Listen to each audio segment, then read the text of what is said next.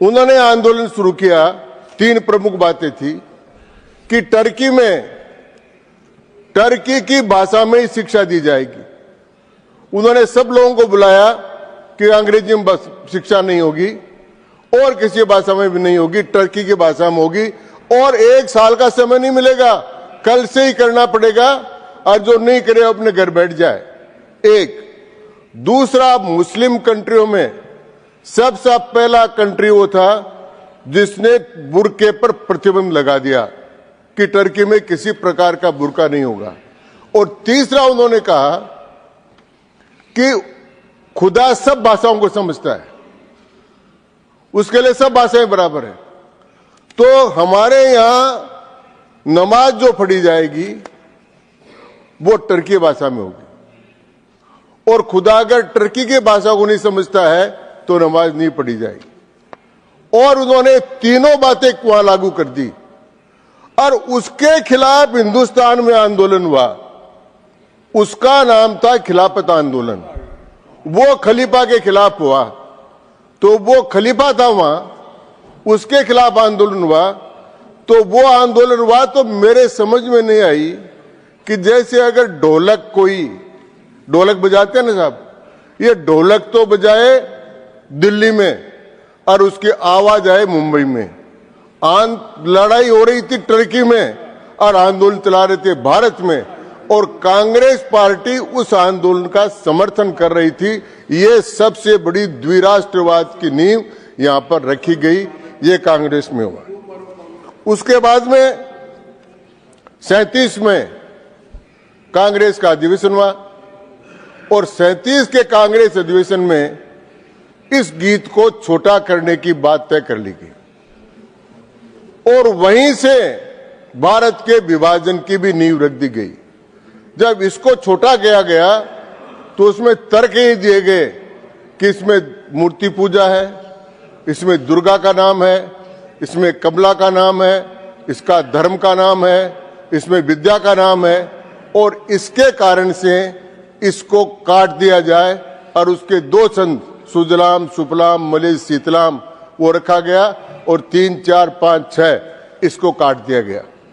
ये जब हुआ उसके बाद में 1940 में लाहौर में मुस्लिम लीग का कॉन्फ्रेंस हुई और उन्होंने द्विराष्ट्रवाद की थ्योरी इसी आधार पर प्रतिपादित करके भारत की विभाजन की रूपरेखा की। अगर कांग्रेस पार्टी इस गीत को नहीं काटती, इस पर संघर्ष करती, इस पर झुकती नहीं, तो मुस्लिम लीग 1940 में लाहौर में यहां तक नहीं पहुंच सकती थी और उसके बाद 47 में इसका विभाजन हुआ। तो सभापति महोदय, मैं जो गीत 1857 के बाद 72 में 1905 में 8 में इस देश के जागरण का मंत्र बन गया, उसको काटा गया इसलिए और काटने के बाद में विभाजन की रख दी गई और 47 में विभाजन हुआ। विभाजन के बाद जो बात हुई, किसी भी दुनिया के देश ने इतनी बड़ी त्रासदी नहीं देखी। दुनिया में कोई ऐसा देश नहीं है जिसका धर्म के आधार पर विभाजन हुआ। जर्मनी का विभाजन हुआ था, ईस्टर्न जर्मनी और वेस्टर्न जर्मनी बनी, लेकिन साम्यवाद और पूंजीवाद के आधार पर बर्लिन के बीच में दीवार खींची गई थी। कोरिया का भी विभाजन हुआ, वियतनाम का भी विभाजन हुआ, युगोस्लाविया का भी विभाजन हुआ, बहुत से देशों का विभाजन हुआ।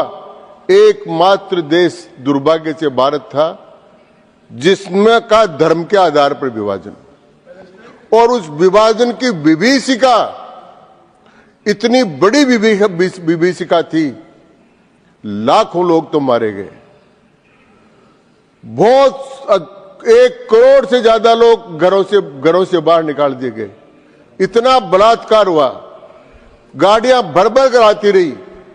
ये सारी नींव इस गीत के विभाजन से रूपरेखा बनी और 37 का जो कांग्रेस अधिवेशन था और 14 और 16 का जो लखनऊ का पैक्ट था और सेपरेट कॉन्स्टिट्यूंसीज करी मुसलमानों के लिए, उसका परिणाम हमको ये भोगना पड़ा। और लेकिन उपसभापति महोदय, काटा क्या गया मैं बताता हूं।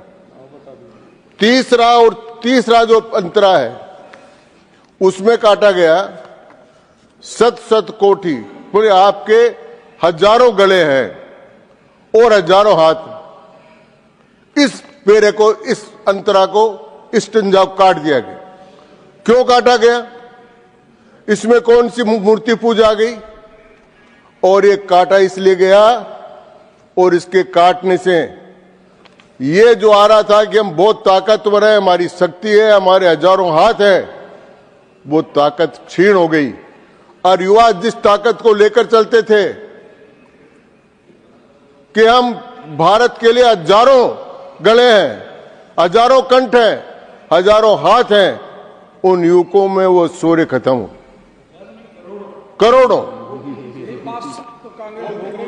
वो काम बंद हो गए। फिर दूसरा क्या काटा? तुम ही विद्या, तुम ही धर्म है, उसको काट दिया। तो भारत में से धर्म को काटना और धर्म के लिए यह कहना कि ये अगर रहेगा गीत में तो या तो विद्रोह हो जाएगा। तो मैं उपसभापति महोदय कहना चाहता हूं कि धर्म के उत्पन्न होने वाली भूमि तो भारतवर्ष है। आज के 1500 वर्ष पहले तो कहीं अजान नहीं थी, आज के 2100 वर्ष पहले तो कहीं चर्च या गिरजाघर नहीं था, तो ये भारत ही था। भारत ने कहा धारणात् धर्म इत्याहु धर्मो धारयति प्रजा यस्यात् धारण संयुक्त स धर्म इति निश्चय है।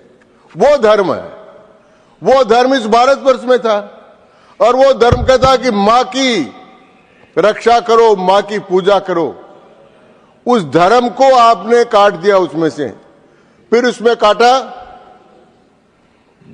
दुर्गा, रिपुदल वारिणी, बहुबलदार, ये काट दिया। अरे दुर्गा का नाम काटा। शिवाजी जब लड़ रहे थे तो जय भवानी और जय शिवाजी क्या करी तो लोग लड़ रहे थे। महाराणा प्रताप जो लड़ रहे थे, चामुंडा माता की जय बोलकर ही तो लड़ रहे थे। गुरु गोविंद सिंह जी के पुत्रों का बलिदान हुआ, वीरबाल दिवस हम 26 तारीख को मनाएंगे। उनका बलिदान हुआ, गुरु गोविंद सिंह जी लड़े, नैना देवी के दर्शन कर तो रो जाते थे। इतने सारे जो लोग लड़े, दुनिया के अंदर कोई इतिहास नहीं है उपसभापति महोदय। 712 ईस्वी में राजा दाहिर सेन के ऊपर पहला हमला हुआ था। उससे लेकर पहलगांव के हमले तक आ जाइए, अंग्रेजों के हमले पर आ जाइए, दुनिया की कोई सभ्यता और संस्कृति नहीं बची। भारत बचा, भारत का धर्म बचा, भारत की संस्कृति बची। उसके लिए लड़ने वाले योद्धा थे, उनकी प्रेरणा जय भवानी थी, जय दुर्गा थी, 10 प्रहर धारणी थी। उसको काट दिया। और फिर उसके बाद में ज्ञान को, कर्म को और संगीत को काट दिया। जब किसी देश में से ज्ञान निकल जाए, सरस्वती निकल जाए, दुर्गा निकल जाए, लक्ष्मी निकल जाए, तो वो देश क्या बचेगा? वो देश नहीं, राष्ट्र नहीं बचेगा, भूगोल बचेगा। और वो भूगोल बचेगा तो उसमें एक तो पाकिस्तान की लाइन खींच दी जाएगी और एक बांग्लादेश की लाइन खींच दी जाएगी। अगर भूगोल न होकर सांस्कृतिक राष्ट्र बनता, इस गीत के काटने के बहुत असर हुए। सांप्रदायिकता बढ़ी और सांस्कृतिक राष्ट्रवाद कम हुआ। और उपसभापति महोदय, ये राष्ट्र तो सांस्कृतिक राष्ट्र, ये भू सांस्कृतिक राष्ट्र है। इसमें व्यक्तियों का एक समूह है जिसकी समान शत्रु मित्र भावना है, जो इस देश को मातृभूमि, पुण्य भूमि और धर्म भूमि मानते हैं।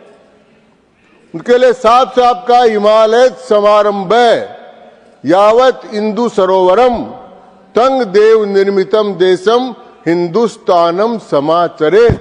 हिमालय का पहला शब्द है ही, और इंदु, कन्याकुमारी को संस्कृत में इंदु मानी चंद्रमा, सागर कहते हैं हिंदू सागर, तो उसका नदु और ही तो हिंदू, यह जो देश है इसको राष्ट्र कहते हैं। इस राष्ट्र को में से अगर धर्म निकाल दिया जाए, इस सांस्कृतिक राष्ट्रवाद की स्थापना, ये जब अभी दक्षिण की उत्तर की बात हो रही थी, किसने करी? जैसे मैंने कहा राम जी ने करी, फिर शंकराचार्य जी ने।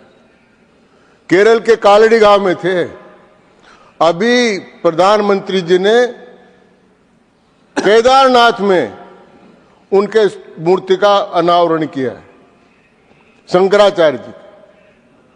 केरल